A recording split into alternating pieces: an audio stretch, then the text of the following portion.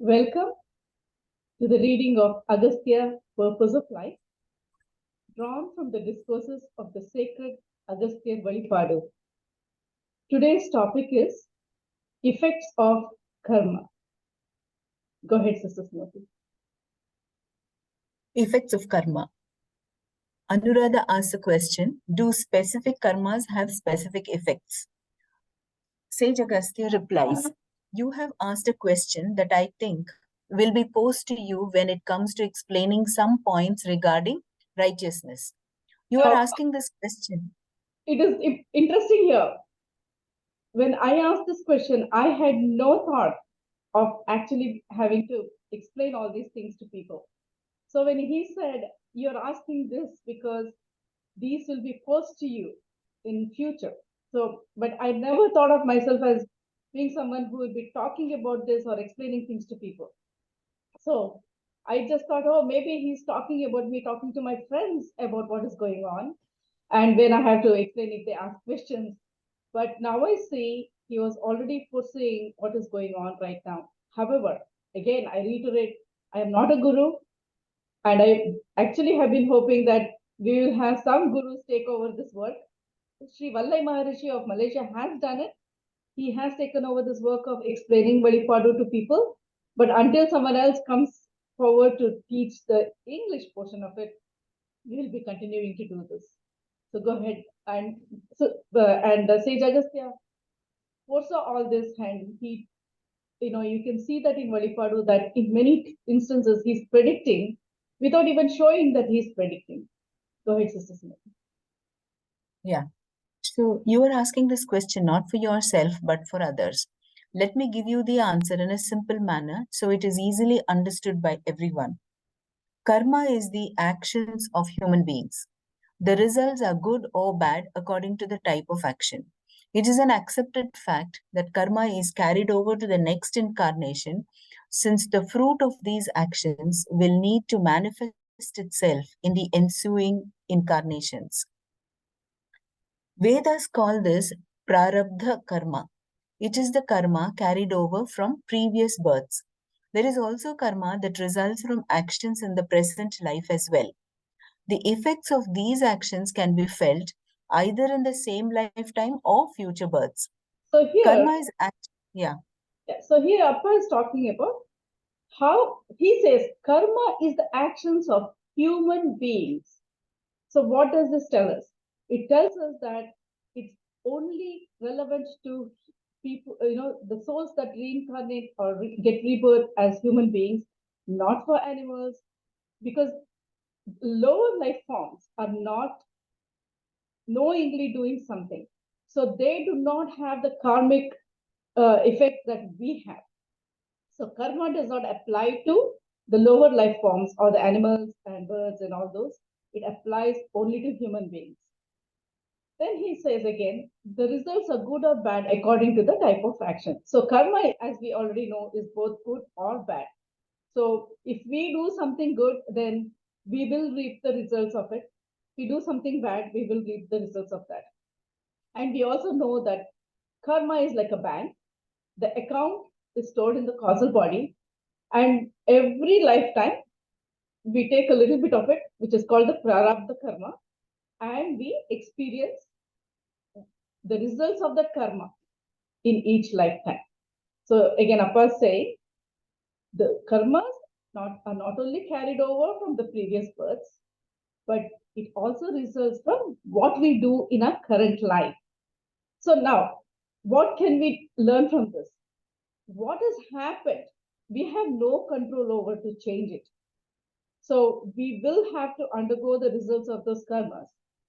But what can happen in the future, what is happening now, is definitely under our control, which means if we want a good future, if we want a good future in this lifetime and in the coming lifetimes, that opportunity has been given to us to make our life better by how we think and act and react. So every day, that is why as spiritual aspirants, introspection and awareness are two very important things that we have to remember. Every action, every thought, be aware.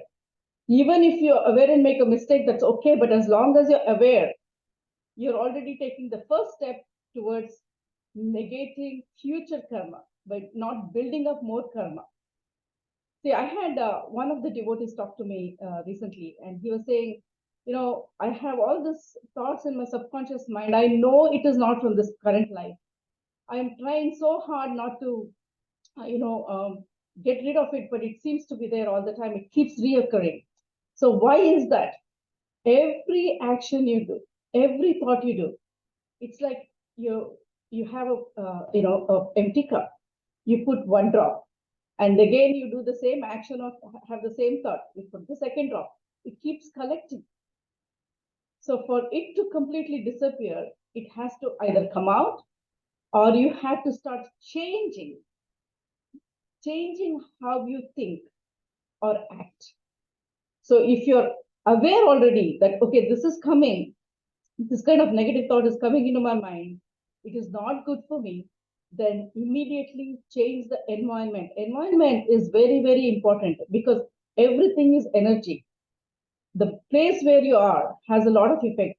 So always, if you have something that is affecting you and you feel at this moment that you don't have control over it, change the scene.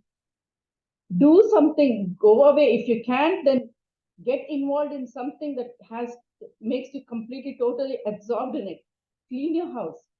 That will help you declutter your mind. So what Appa is saying is, not only are we carrying the karma from the previous births, we are also creating karma in the present birth. So if we remember that how we react is going to be stored and that is going to come back to us, then we become more and more purer in our thought, word, and deed. So it's very important in the current life, as spiritual aspirants, not to put in more credit into your bad karmic bank. Go ahead.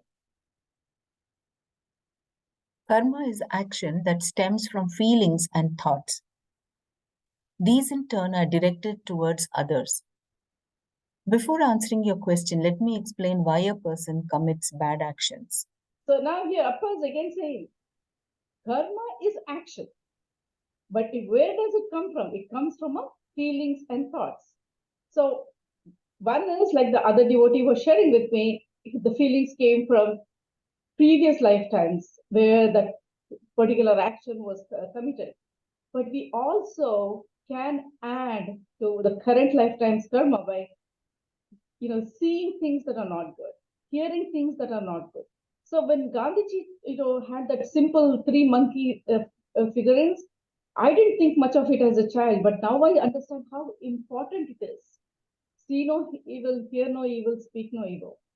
Because these sense telephones are how we get, outside thoughts, outside influence into our mind, and that affects how we think, how we act.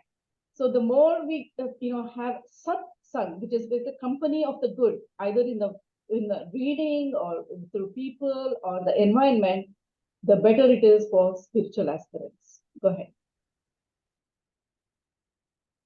It is important to remember that action and reaction are different. Action is that which a person performs. Reaction is in response to the action. This can be compared to a stone thrown into a pond. Throwing is the action. The sound of the splash and the ripples are the result of the action. It is a response of the water in the pond to the impact created on its surface. Again, he says, action is what we do willingly without any other, person making us do it. Reaction is response to an action, which is, somebody scolds me and I scold the person back. What happens? That person is getting bad karma. I am also getting bad karma. So how do we react to people? So when a person is scolding you, if you can actually let it go, one of the tools that I use in my life is start chanting Appa's name inside. So when somebody is saying something bad to you, don't accept it. It's like a gift. So Buddha was one day. Buddha was. This is a story that I love.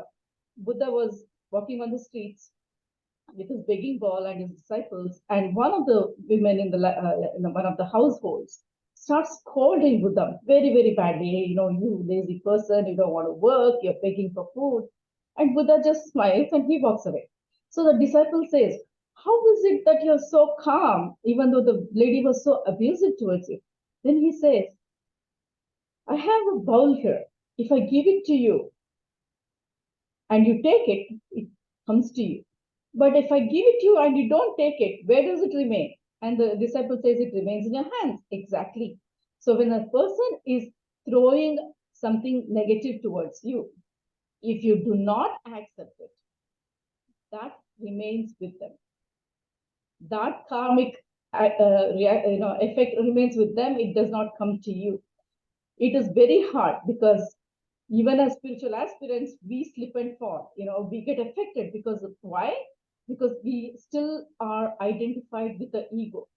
So when a person is saying something, it hurts our ego, and so we respond. So during those times, I'm able to do it about 90% of the time. Is start chanting Appa's name or any guru's name or God's name or you know any mantra or some song, something, just to keep our mind away from what is being hurled at us. So what happens when somebody says something? There's a reaction. So this is a beautiful analogy that Appa has given. A stone is thrown into a pond. It creates splash and ripples, and that is the action. And that is the reaction of the pond to the impact created on the surface by the stone falling on it. So every time we do something or anybody in the world does something, there is a ripple, there's a ripple reaction. Everything has an effect on everything else because everything is energy, everything is connected.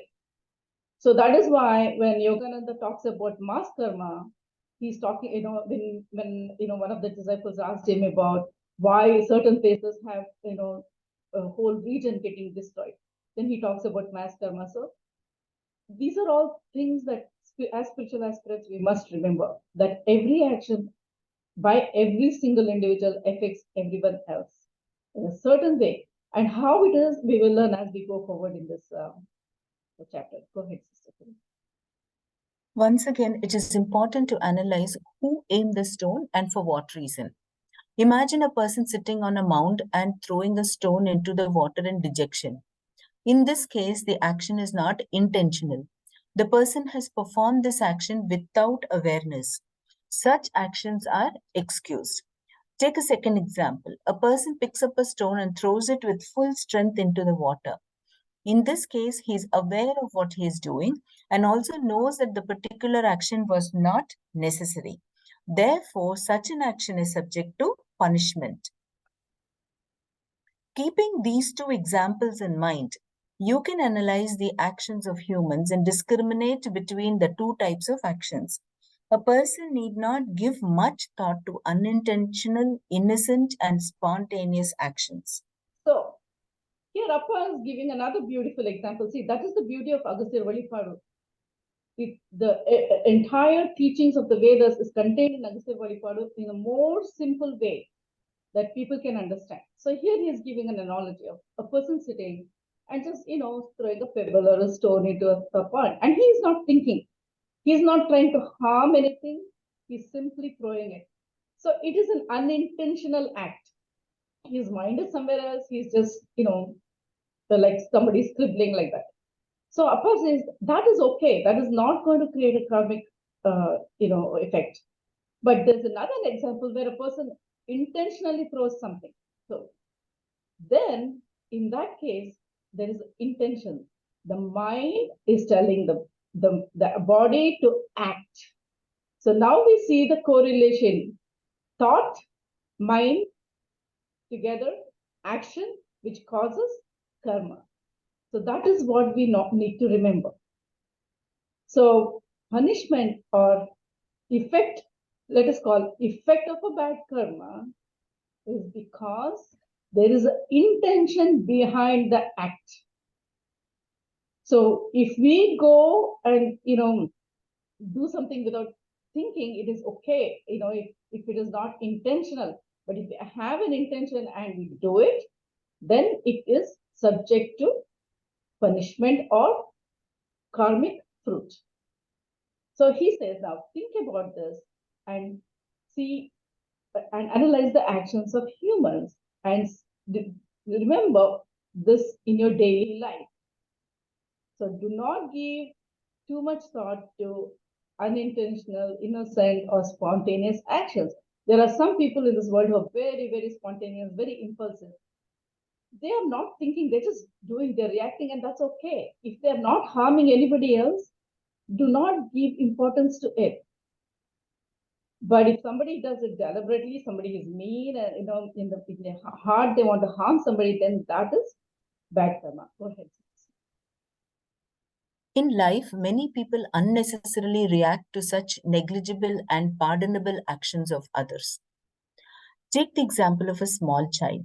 The child is walking through a street and sees a flower growing in someone's yard and plucks it. What is your reaction? Would you scold the child or ignore the action? People ruin their peace by reacting to such trivial actions of others. Let us take another example. A person throws a stone at a rock. What happens? Nothing. Nothing happens to the rock. The stone itself may break if it is brittle. If you are calm and do not resist another's action, the deeds that are aimed at you will dissipate like a broken stone. The lesson here is not to react to the actions of others, even if you think such actions hurt you. This is once more a very, very beautiful guidance from Agastya, because if we remember that our action or a reaction causes, karmic effects that we put into a karmic bank, then as spiritual aspirants, we are already beginning to think, okay, I have to act correctly. So most of us on the spiritual path are not inclined to do something wrong because we know what happens if we do something wrong. So because of jnana or knowledge, we already know what is right, what is wrong, and why it shouldn't be done. So having this knowledge is very important for any spiritual aspirant. Many people go to meditation classes, as we already talked about, and they're just told to sit down and meditate and breathe. But why are we doing all this? What is the basics of righteous living, which is the foundation of a spiritual life, is not taught. So that is where it becomes very important for spiritual aspirants to control not only their actions, but also how we react. Here he says, if you throw stone at a rock, if the rock remains, it does not affect the rock. The stone may break if it's brittle. In the same way, if you remain calm, and if somebody, throws something at you in terms of negative actions, words, or deeds, then it will dissipate. That will not have an effect on you. There are two things in this. One, you're not reacting, so you're not creating more karma for yourself. You're not angry with the other person, so you're not creating more karma in yourself. And the other is, you're helping yourself because you remain calm. It is hard. And sometimes when you are in situations where you're in constant touch with people who might be hurting you constantly, do not take it as a bad thing. It is a beautiful way to learn these lessons that we need to learn, because the more and more we are faced with the same circumstances, the easier it becomes to manage it, the easier it becomes to manage a reaction to it. So again, step away from yourself, your ego. When a person is trying to hurt you, even if it thinks it's hurting you, change your thought. Apply your mind, hold on to upper feet.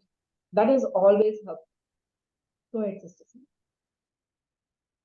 There is a third category where if the stone is thrown into a mud, The mud allows the stone to sink into itself. In this process, the stone is not broken, the mud is also not shaken, and everything remains calm. Such an attitude requires a refined personality to absorb insults and criticism of others. Such a person will take everything calmly. Once a person who aims the stone knows that he cannot hurt the mud by his actions, he will not attempt it again. In So, short, yeah. so that is another thing. So what we were talking about in terms of Buddha, when the lady was abusing no, abusing him and hurling insults at him, and he remained calm, is like the mud. He just let it sink. The person who did that did not get affected it because of Buddha's non-reaction, because of his ability to just let it go. There was no further ripples in the cosmos because of the action of that lady. So when a person aims the stone, knows that he cannot hurt the mud by its action. So when somebody who's hurting you constantly knows that you're not going to react, in most cases, they stop. Like if you hear about bullies and bullying in schools and colleges, especially in America, they want a reaction. When a person who's stronger and more than a weaker person and tries to hurt that person is expecting some reaction. So why do people do this? In most cases, they do not have self-confidence. They do not have a good opinion about themselves. So when they put somebody else down, when they hurt somebody else, then they feel better, or they think they feel better, but it not normally does, because that is because of their ajnana or ignorance. That is not going to happen, because what they have not understanding is every time they do this, when they hurt somebody who's weaker or when they hurt somebody intentionally, then that karma has begun to accumulate for them. And there'll come a future when one day they'll be in a future life saying, God, why did you do this to me? Why am I suffering? Why did you create this world? And then, as we spiritual aspirants know, it is something we have set in motion in a previous life that is making us go through it. So it's not a bad thing. If you look at karma as a bad thing, then it is a bad thing. But if you look at karma as a lesson, because the soul has to return to its purified divine self, then it becomes simply a lesson that we need to learn in our lives. Go ahead. In short, I have explained three categories of actions. Now let us see how reactions are produced. In the first category, if a person is sensitive, he may react in several ways. He may respond with a sudden reaction to the action. This is when such a person loses control over his mind. Such a person is not able to discriminate. Such a person's actions are uncontrolled, especially if he is both emotional and sensitive. These types of actions result in fights, whether they are verbal or physical. Many murders are committed owing to such actions. In the second category, the person is sensitive but does not react outwardly. This is more damaging. Such a person keeps ruminating over the incident. Since he is unable to react, this may influence his actions and lead to misunderstanding in the family, thereby ruining peace in his house. Ultimately, this destroys his mental health and the happiness of his family. Now, we'll go with these two first examples and then discuss the third one later. The first category is saying if a person is emotional and very sensitive, and which many of us are, he always responds, especially if the person does not have control over his own actions. So such a person, he's not able to discriminate when he's so sensitive. He's not able to discriminate whether it is an unintentional act. So for such a person, even if somebody does something which may not be connected to the person at all, Somebody is talking about a third person, but this person is so sensitive, he thinks that person is talking about you or me, like that. So when somebody is like that, then they tend to react. Then they tend to start fighting. And then it could be that the person who was talking of whatever it is was not really talking about this person, was not really, referring to this person at all. And now that person is wondering, okay, what did I do? I didn't think like this. I wasn't meaning you. But no matter how much they try to explain, this person doesn't understand because the person has already started reacting. So emotionally, we all tend to do that. So even, okay, let us take, for example, somebody has really, really intended something on you. In an office setting, do not respond. If necessary, write everything in an email, send it to yourself, and then after 2 days, delete it. Or if you're in a personal life, then do not react right away, which is hard, but it's the best way to deal with such situations because you need to get to a calm state of mind before you can actually understand, accept. So, you when something is hurled at you, the best thing, or some event happens, the best thing is to wait for it to settle down, to kind of make sense of it and then react to it or respond. So that is the first thing. But he says many people don't do that. So that results in people actually killing someone, even murders.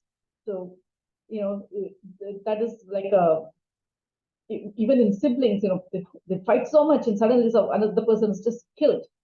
And we see a lot of that happening in America here. A lot of children are killing each other over small fights. And that is, again, an issue with how weapons are easily available, how violence is being shown in the television nowadays, in movies. Unnecessary things are being shown a lot in our environment, and that is affecting all our children a lot. Imagine if these things can affect us, how much can they affect children who are very impressionable? That is why it is so important for society as a whole to start reviewing what we are doing in terms of putting out information into the world that is accessible to children. Having a rated R or violence or this movie contains violence is not enough. Is it really necessary to show those scenes that are so gruesome, so bad, is or otherwise very physical? It's not necessary. And I see a lot of movies like that where all these scenes are just added so that there's more money coming in. But we are creating a society where everybody is getting influenced by this. As adults, if we get influenced by what we see and hear, children are going to get more influenced. Now, then he says, then there's a second category that is also very harmful, where he says the person is sensitive but does not react outwardly. This is more damaging. So why is that? When a person is sensitive and somebody is hurting them and they are not understanding the why, they're not able to react, and they start keeping it within themselves, and they do not explain or talk it over with somebody else, especially in a family setting, then they may project it unconsciously by being silent or not talking to the person or making a comment about, say, for example, a husband is angry with the wife, right? And the wife doesn't know why, but the husband thinks the wife has done something to hurt him. So the next thing he's going to do is, this food is not good. It's not because the food is not good. That's the only way he can express his anger. But he's still not addressing the real reason for his anger. So what happens? It creates a lot of misunderstanding and unhappiness. And the person who keeps this kind of things bottled up inside, that affects the body because negative things, negative thoughts cause negative vibrations, and they affect the person himself and the person around, people around him. So it's very important, if you have some disagreement, especially in family settings, both of you let it go for a while, then come back later and see if you can actually calmly talk about it. That doesn't happen in most of the cases in the current world. And that is why what Appa is saying in all these, chapters and discourses are so very important. Go ahead, Sister Sumati. The third category absorbs the action and remains unruffled. This is how gods react to millions of abuses aimed at them by ordinary human beings. This is also the way a mother absorbs the tantrums and complaints of her children. Again, here there are two things we understand.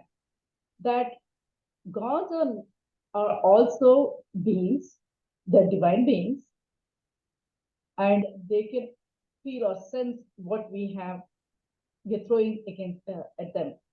Because if you look at vibration and frequency, a prayer, a beautiful thought, brings the connection between God and a person. So that is why when you do what is called sankalpa in Indian terminology, which is you tell a God, okay, I'm going to do this for 40 days so that this good thing happens to me. There is a scientific reason behind that. What is it? It is the frequency.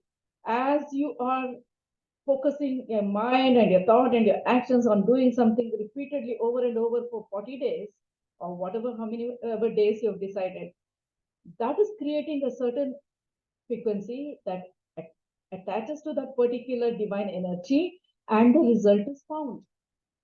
A lot of us do these things without understanding that part. But at the same time, if we are hurling abuses at a god or a divine being or a guru, they know it, they know that negative energy is around them, but it does not affect them because they do not, their whole thing, they're like the mud, they just let it go.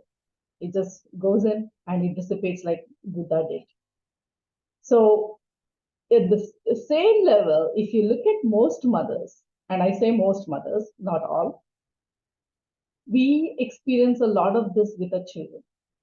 Children, hurl themselves because they know, children inherently, subconsciously know that no matter how much you hurt a mother cannot help but love her child.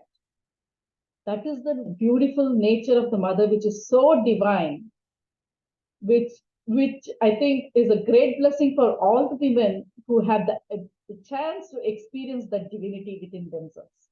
So when a child is hurting us, let us remember that is showing us our own divinity. So we are about 5 minutes, so we'll just continue with a few more paragraphs and end it.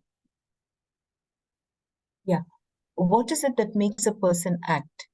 Consider what makes a person act, keeping in mind the example I just gave you about a person throwing stones. We need to observe every action that we perform in our daily life and understand the intention behind our actions. The mind is always active. Many exponents have compared the mind to a drunken monkey, and they are perfectly right. If not properly reined in, the mind can cause havoc.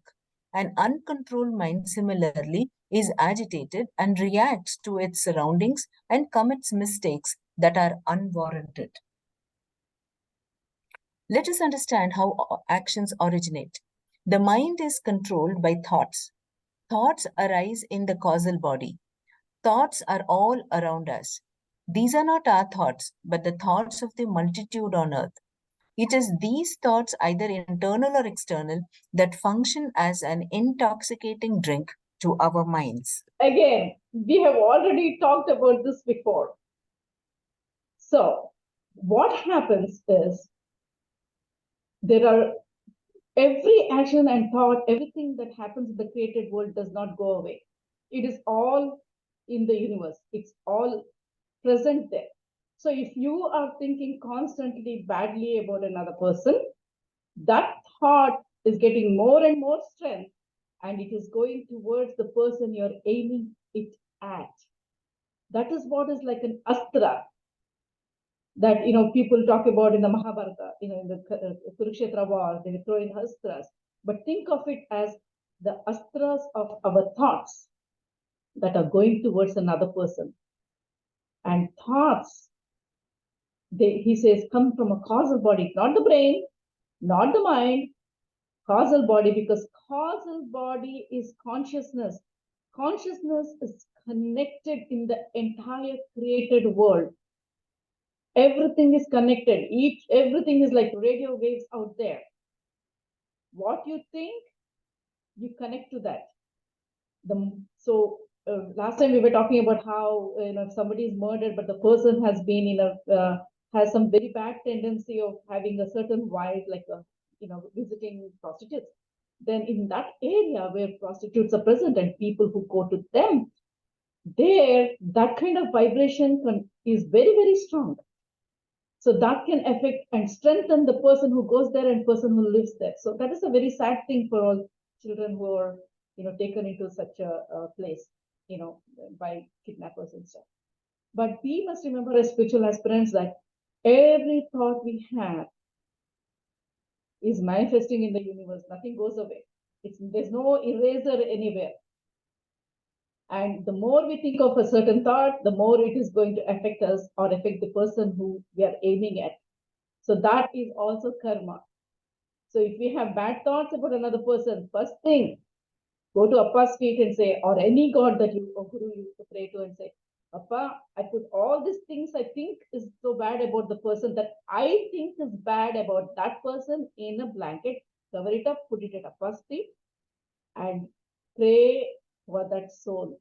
Pray for that person and for yourself that these thoughts don't continue to manifest and create that negative energy between you both, because that will continue in future lives and you'll see that person either in a family setting or outside, and there'll be so much negativity and you won't understand why, but it's because of this, because what you've already set in motion. And that brings me back to one final thing. Many times when we have a lot of problems between family members, it's because of that. Because in previous lives, we've had negative relationships with them. So if we are given an opportunity as mothers or brothers or sisters to love the family member, to get rid of that bad karma of negative energy between each other. So there's a lot more to this. So let us continue next week. But for now, let us remember what thoughts are, how thoughts can affect others, how thoughts can affect us, how we can react, and how that reaction may or may not affect us depending on what we do. And thank you very much. We will continue this